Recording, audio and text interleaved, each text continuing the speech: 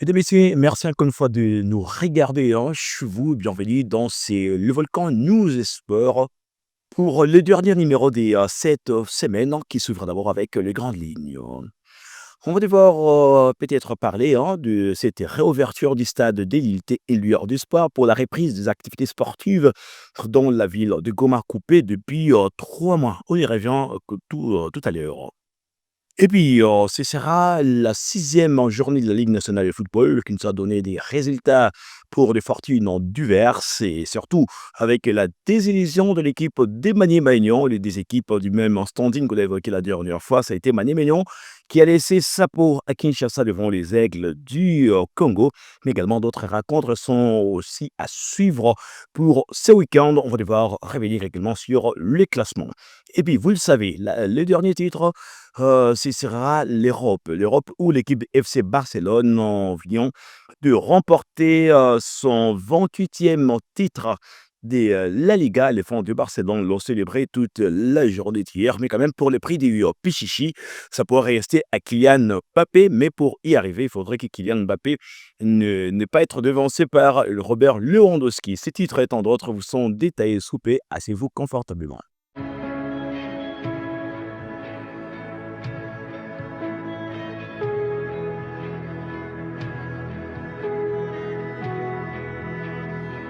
Bonjour encore une fois. On démarre directement avec cette information de dernière minute. Vous le savez, le stade de l'Unité qui a été occupé par les autorités en place a été réouvert et donc donné encore une fois au public lueur d'espoir pour la réouverture des différentes compétitions. C'est-à-dire, on peut déjà penser peut-être à une phase de la de football du Goma qui a été arrêtée en tout petit peu mais aussi hein, le championnat provincial et pourquoi pas la Liga Foot en sa deuxième division.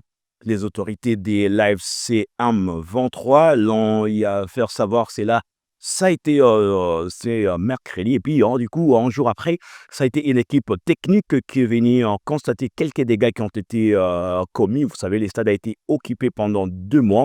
Il faut revoir tout, soit non seulement il n'y a pas de vestiaires, les installations sanitaires, l'air TG, le banc pour les arbitres, également pour les joueurs.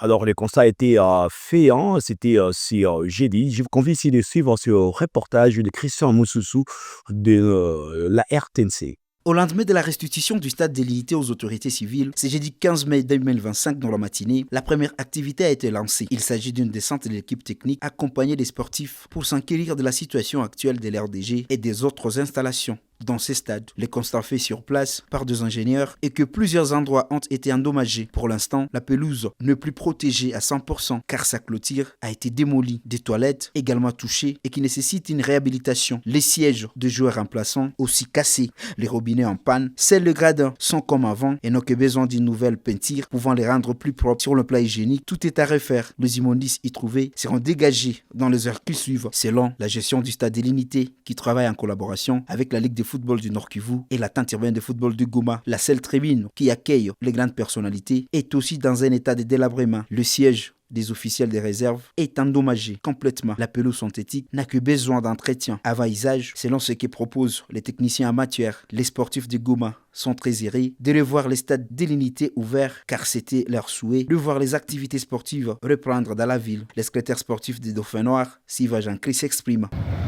Tunashukuru tena tunaweza kutanana tena kwa hii hali ya stade na tunakutana stade sava kutupermettre tima activite ianji activite sportive tulikuwa naichunga sana atoka tulikuwa naichunga na hamu. Tunasema kwa viongozi asante sana kuturudishia kabisa hii mahali ili tena tuweze kukutanana kila siku kwa entraînement na kutayarisha mamachi. Signalons que cette réhabilitation sera effective grâce au soutien financier des autorités de la FC 23 qui ont promis de démarrer avec un tournoi de football dit de la paix après 15 jours et les 8 clubs retenus sont programmés pour s'y entraîner dès la semaine prochaine pour une reconnaissance de l'RDG. Et puis toujours dans la ville de Goma, ils ont été portés disparus. Ce sera 2 mois après. Les 2 photographes reporters de l'équipe de l'AS Kabacha sont désormais libres. En tout cas, la fête a été tellement grande en les voyant revenir 2 mois après. Il s'agit bien des Igo Gloire, mais aussi des Karim Marora qui ont été bien accueillis dans leurs familles respectives. Non seulement pour d'abord une visite médicale, mais également on rappelle qu'ils sont libres, ils ont été portés disparus, cela fera 2 mois. Et pour ce qui est de l'association sportive au Kabacha de la ville de Goma, mais aussi la famille des désempêtrants, ils remercient ceux-là qui se sont impliqués dans la recherche des DMR photo reporters au stade de l'unité pour le compte de l'AS Kabacha de Goma. La Ligue nationale de football, je l'ai évoqué dans le titre, c'est pour la 6e journée. D'abord, les résultats, ça a été pour, en tout cas, les mercredis, jeudi en dernier, l'équipe des Langes Verts a réussi, en tout cas pour la première fois, je parviens, à pouvoir inscrire son tout premier point dans cette campagne de la Ligue nationale de football à son étape de play-off pour ce qui est de cette 30e édition. Ange Vert et la formation des Sangabalé de Wabanchilou Nebasantou se sont quittés bons vieux amis sur les scores de 2 buts partout. Ce sera les tout premiers points pour l'équipe des Ange Vert. C'était à Kinshasa. Et puis, la formation de Rangers a perdu à la maison, battue par l'équipe des Cheminots du FC Saint-Éloi Lupopo à marge de cette 6e journée. Score au finish, 0 pour Rangers et 2 pour l'équipe des Lupopo. Vecleb, pendant ce temps, c'est Vecleb en tout cas qui a tout déroulé, Vecleb impitoyable, Vecleb qui a réussi à pouvoir s'imposer de la plus belle des manières sans pour autant tergiverser. Le score a été de 3-0 pour l'équipe du Vita Club devant les Kamikazes de Simba de Kolwezi. C'était à Kinshasa. Belle victoire en tout cas pour les Moscovites qui peut devoir donner la confiance à cette équipe vert et noir de Kinshasa avant de pouvoir aller affronter le Daring Club Montemapé, on va devoir l'évoquer, sera le derby quinois qui sera suivi ce week-end. Emmanuel Magnon, ça ne le saurait toujours pas si ce sera la 10e défaite après avoir perdu devant la formation des TP Mazembe Anglebert. C'était la première défaite pour les hommes des Papi Kumoto.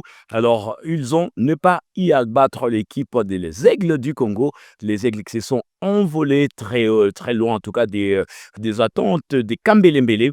Tanganyika, ça a été 2-5 pour l'équipe de Don Bosco. Tanganyika qui sera arrêté dans son élan. L'équipe qui venait à peine de surprendre la formation du Tupi Mazembe Anglebert n'a pas si à pouvoir enchaîner.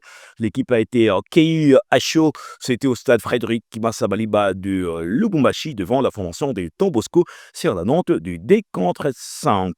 Et puis, alors, à suivre pour ce week-end, je vous donne directement le programme de cette 7e journée de la Luna Foot pour ce qui est de son étape de play-off. Il s'agira d'abord de la formation pour les 17 membres au stade de Martyrs de Kinshasa, Vita Club face au Grand Daring Club Montemapé. L'unique match est donc à suivre et à retenir notre attention, c'est les derby quinois qui sera vécu entre des équipes qui sont tellement rivales, qui vont devoir s'affronter pour un match interdit aux malades. Vita face à la formation Daring Club Montemapé. Et puis, le même samedi cette fois-là, de l'autre côté aussi, c'est au stade Tata Raphaël de la Quetule, toujours à Kinshasa. Pendant ce temps, sera Sa Majesté Sangabalé de Wabanchilou Nebasantou qui sera l'adversaire des CS Don Bosco. Et puis, Ange Vert, on va devoir recevoir les formations des TP Mazembe. Mazembe qui a posé ses valises à Kinshasa depuis le mercredi afin de pouvoir avoir une mission de 9 mois à Kinshasa parce que Mazembe devra y rester pour ses prochaines rencontres. Alors, le dimanche, pour terminer, Ange Vert sera l'adversaire de la formation du Simba au stade du Martyr de Kinshasa. Et puis, les Aigles du Congo face au FC Saint-Éloi Lupopo. Quel match et puis quel rendez-vous aussi. Ça va devoir nous intéresser. Et pendant ce temps, au stade Frédéric Kibasamaliba, cette fois-là, nous sommes à Lubumbashi. Il s'agira du FC Tanganyika face à la formation de Maniema Union. Je m'avais droit à vous donner le classement partiel à l'issue de ces quelques journées avec les FC, les Aigles du Congo, qui vont devoir reprendre la première place aux dépens de Don Bosco, les Aigles du Congo avec 15 points plus 9, suivi de Don Bosco avec 15 points plus 6, troisième Maniema Union, 15 points. Vous voyez, donc c'est du mano mano, les équipes sont à coude, Maniema Union avec plus 5 au quatrième, le FC Santelol Popo, 12 points. Plus 7, cinquième dans le ventre mou du tableau, l'équipe du Vita Club avec 10 points plus D, le TP Mazembe Weber avec 9 points moins 1, suivi du 7e au classement, la Ring Club Motema Pembe avec 6 points moins 1, Tanganyika est 8e avec 6 points moins 6, et puis 9e, la formation de Simba, 10e, Rangers, 11e, Sa Majesté Sangabalène avec 2 points moins 3. Et puis, la lanterne rouge, c'est l'équipe de Ange Vert avec 1 seul point moins 10. On termine directement en Europe sans transition mi-sportif. On l'a annoncé dans les titres. Ça a été une journée pour l'équipe de Blaugrana et puis une très belle saison, surtout qui notre seule coupe vient d'échapper à la formation du FC Barcelone cette année. Belle saison pour Flick, Hansi Flick et ses poulons, parce que hier, c'est Barcelone qui a remporté son 28e titre de la Liga. C'était à l'issue de la rencontre qui s'est disputée entre les deux équipes de la Catalogne, et c'est agi de derby entre les deux équipes de Barcelone, Espagnol Barcelone, qui a perdu devant la formation de Barcelone sur la note de 2-0. D'abord, les génies, et puis la classe de Lamine Yamal, c'est lui qui était venu montrer la voie au Sion en inscrivant un somptueux but pour le 1-0, et puis il est venu clouer la mise ferme juste aux ultimes minutes pendant qu'on jouait les temps additionnels. Mais quand même, de ce côté-là, on va noter que Lamine Yamal devient le premier joueur à marquer 13 buts à l'âge de 18 ans dans les 5 grands championnats. En tout cas, c'est salut souriant, Lamine Yamal. Et pour ce qui est du classement des buteurs, parce que là, les joueurs de Real Madrid qui ont regardé ces matchs certainement pas du tout bien, c'est qu'il y a Mbappé avec 28 buts qui va devoir aller à la conquête pour devenir Pichichi, c'est-à-dire meilleur buteur. Lewandowski va devoir suivre à 3 longueurs avec 25 buts, suivi de Budimir avec 20 buts. Alors, amis sportifs, on revient prochainement avec un plaisir de pouvoir vous souhaiter déjà de passer d'ores et déjà un bon début de week-end sur les Volcanos. Au revoir.